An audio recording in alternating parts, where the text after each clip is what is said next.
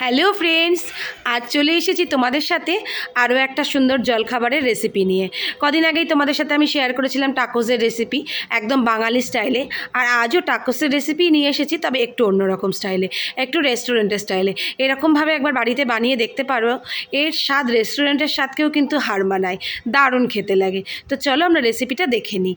আমি একটা ছোট সাইজের গাজর গ্রেট করে নিয়েছি, হাফ ক্যাপসিকাম কুচি কুচি করে নিয়েছি, একটু ছোট ছোট করে কুচি করতে হবে। একটা পেঁয়াজ কুচি কুচি করে নিয়েছি, একটা ডিম সেদ্ধ করে সেটাও কুচি কুচি করে কেটে নিয়েছি। আর দিয়েছি স্বাদ মতো লবণ, গোলমরিচের গুঁড়ো, টমেটো সস, মেয়োনিজ, আর দিয়েছি একটু চিজ। এইবার সব উপকরণগুলো আমি একটা কাঁটা চামচ দিয়ে খুব ভালো করে মিক্স করে নেব। এই মিক্সটা কিন্তু খুব ভালো করে করতে হবে, কারণ এই মিক্সের ওপরই টেস্টটা ডিপেন্ড করবে।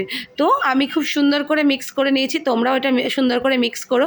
এতে আরও কিছু তোমরা সবজি অ্যাড করতে পারো, কর্নটা দিলেও খুব ভালো লাগে, তো আমার ছিল না বলে আমি দিইনি। এই যে মিক্স করা আমার হয়ে গেছে। এবার আমি একটা রুটি নিয়েছি, একদম আটার রুটি, যেগুলো আমরা ঘরের এমন রুটি বানিয়ে খাই, সেই রুটিই নিয়েছি। রুটির ওপর টমেটো কেচাপ দিয়ে নিয়েছি, তোমরা চাইলে পিৎজা সসও ইউজ করতে পারো। তো টমেটো সস দিয়ে আমি একটা চামচ দিয়ে পুরো রুটিটাতেই খুব সুন্দর করে লাগিয়ে নেব। একটু খেয়াল করে লাগাতে হবে যাতে পুরো রুটিটাতেই এটা লাগানো হয়। এইভাবে আমি আর একটা রুটি, যেহেতু আমি দুটো বানিয়েছি তাই তোমাদের দেখিয়ে নিলাম, আর একটা রুটি নিয়ে সেটাতেও খুব ভালো করে সস লাগিয়ে দিয়েছি।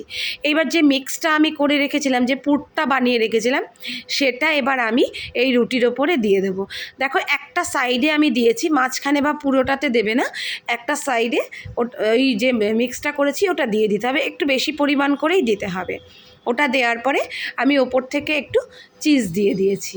এইবার চিজটা লাগিয়ে আমি এটাকে ভাঁজ করে দেবো। এর মুখ আটকানোর কোনো দরকার নেই, জাস্ট ভাঁজ করে দিলেই হবে, কোনোভাবে কিছু মুখ সিল করার দরকার নেই। এবার আমি ওভেনে ফ্রাইং প্যান বসিয়ে ওটাকে গরম করে নিয়েছিলাম, আর তার উপর কিছুটা পরিমাণ বাটার দিয়ে নিলাম। বাটারটা গরম হলে পুরো প্যানের ওপর আমি ওটাকে স্প্রেড করে নিয়েছি। এবার আমি ওই টাকোসগুলো এক এক করে প্যানে দিয়ে দেবো, একটু সাবধানে দেবে। আর আমি দুটো দিয়েছি, দুটো একবারেই দিয়েছি, আর একটু ফাঁক রেখে দেবে যাতে উল্টাতে সুবিধা হয়, সেই কারণে। এইভাবে দিয়ে আমি 2 থেকে 3 মিনিট রান্না করে নেব। 3 মিনিট পরে আমি দেখো ঢাকনাটা খুলে নিয়েছি, একটা পিঠ, নিচের পিঠটা ভাজা হয়ে গেছে। এবার আমি ওপরের পিঠে অল্প একটু বাটার, খুব বেশি লাগবে না, অল্প একটু বাটার নিয়ে একটা চামচ দিয়ে হালকা করে লাগিয়ে নেব। এইভাবে দুটো টাকোসের ওপরেই আমি বাটার লাগিয়ে নেব।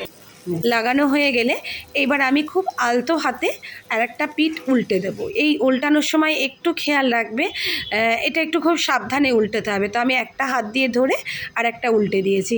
দেখো কি সুন্দর লাল লাল ভাজাটা হয়েছে। বাটার দেওয়ার জন্য না এই কালারটা খুব সুন্দর আসে, আর খুব ভালো একটা গন্ধও বেরোয়। এইভাবে দুটোই আমি উল্টে দিয়েছি, দিয়ে আবার ঢাকনা দিয়ে 2 থেকে 3 মিনিট রান্না হতে দেব। 3 মিনিট পরে আমি ঢাকনা খুলেছি, দেখো রেডি হয়ে গেছে টাকোস। এইভাবে তোমরা একবার বাড়িতে বানিও, সত্যি বলছি খেতে দারুণ লাগে, রেস্টুরেন্টের স্বাদকেও কিন্তু হার মানাবে। তোমরা বানিও আর আমাকে অবশ্যই কমেন্ট করে জানিও তোমাদের কেমন লাগলো। তোমরা যদি ইউটিউব থেকে দেখে থাকো তবে চ্যানেলটা সাবস্ক্রাইব করার, আর ফেসবুক থেকে দেখে থাকলে আমাকে ফলো করার অনুরোধ রইল।